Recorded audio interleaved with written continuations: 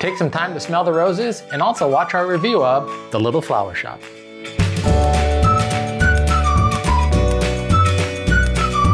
The Little Flower Shop is a card drafting set collection game about making the most beautiful flower shop display. And I literally tried to smell the roses on the cards. It smelled like cardboard. It's another fast, fun flower game by designer Steve Finn. We'll tell you all about it after this quick how to play. The goal of the game is for each player to fill up their flower windows with flowers and vases and hanging basket cards. The game is played over 3 rounds, with each player starting the round with 7 cards. Players will choose a card and then pass the rest to the next player and continue this process until all the cards have been chosen. Players score points by placing flowers in matching vases as well as purchasing hanging baskets. At the end of 3 rounds, the player with the most points in their shop window wins. We were sent a copy of The Little Flower Shop from Dr. Finn's game so that we could do this review video, so thank you for sending it to us. We'll have more information from them in the description below. This is another game from designer Steve Finn, who also worked on Floriferous and Herbaceous, which I really liked both of those games. So I was excited when he reached out to us so that they could send us some more games to play these. I was really excited about this one because I like Floriferous, I like the flower theme, so I wanted to see how this one would differ from that one. And it's definitely different. However, a lot of the similar mechanics are there. You're trying to set collect to get your flowers to earn points. There's different ways to earn points, kind of like a point salad, and you're trying to add up and get the most points by the end. So I really like the mechanics of this game. It's not quite as fun as Floriferous, but it's still another great game by Steve Finn. Maybe it's just the plant theming or the flower theming, but I had the same feelings or mindset playing this game. I'm relaxed. I mean, yeah, I'm trying to get points and compete a little bit, but it's not like high stress or anything. It's just like, I got a flower vase. Maybe I'll get something for this flower. No big deal if I don't. The production quality of the game is fantastic as well. There's more components to this box than Floriferous. Floriferous is just basically a card game with a couple other small tokens in it. This one has a lot of cards, and then you have the shop windows, which are these player boards that are a full player board. So each player will have this in front of them, and you gotta fill up your flower shop window.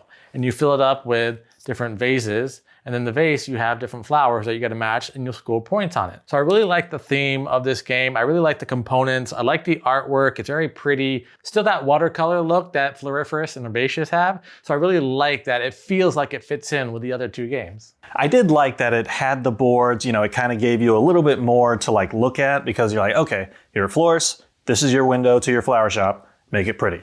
They're like, okay, I'll work on that, I'll do that, that's fine. Whereas those other games, Herbaceous or Floriferous, it's like, okay, playing table, line the cards up, play. Not that anything's wrong with either one, I just liked having the board because, I don't know, it's just something to look at and move around, not just like cards. The way that this game works is each player will be dealt 7 cards, they'll choose one, and then they'll pass. So it's a closed drafting system. I like the open drafting of Floriferous better. I like seeing everything and kind of planning several moves ahead. Because when you have the cards in your hand, if you're playing a 2-player game, you'll get it right back. But if it's 3 or 4-player, those cards are gonna go around. So you can't really plan, okay, well, I'm gonna take this now and hope that this one gets back to me. I mean, you can use that as a strategy, but it's not a very good strategy. You really gotta think about, as you're passing the cards, not only which card do you want, but also which card do I not want to give the next player in line, whether it's passing to the left or passing to the right. When you're thinking strategically, you can see the other players and their windows too, and you can see their vases, so yeah, they're the competition. So as you're drafting, you're like, okay, this flower would be worth points. I can't do anything now, but oh wait, no, bad idea. Okay, I'll take it and hold on. So that's one way you can kind of look ahead and take that. No, it wouldn't really be take that, I guess. But no, you're just drafting and keeping it for yourself rather than letting the other players get it.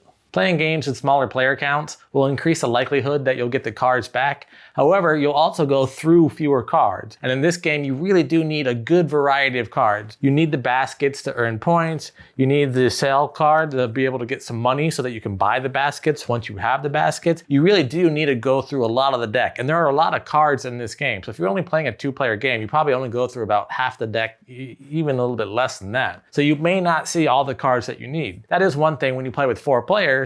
Yeah, the drafting mechanic becomes a little bit different. However, you go through all the cards, so you know that each round you're probably going to get a good variety of cards while you're looking at them, so you can really plan a lot better strategy with that. One thing I thought that was really interesting or fun, but not really, it didn't make or break the game, was, there's not too many words or symbols, right? So here's a vase, a vase, and below it are the flower petals. And that's kind of how you know this is worth 2 points.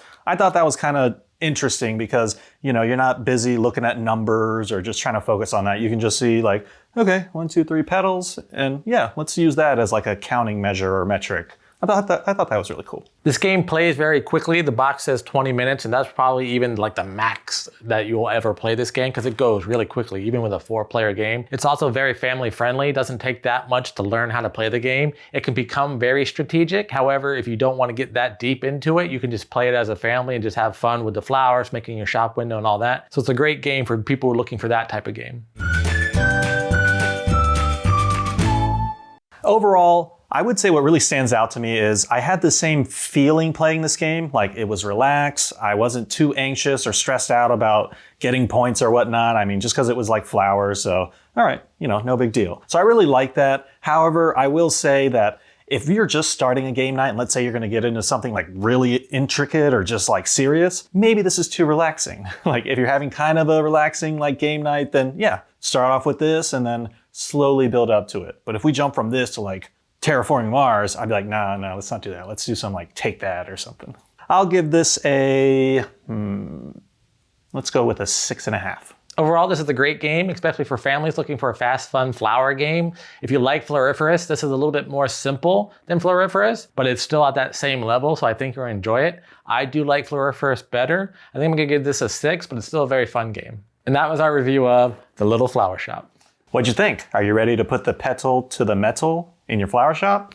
Let us know in the comments below. And if you're enjoying our content, please like this video and subscribe to our channel. And if you'd like to buy this game, check out the link in our description below. Until next time, I'm Lee. And I'm Kenny. Now go party like a board gamer.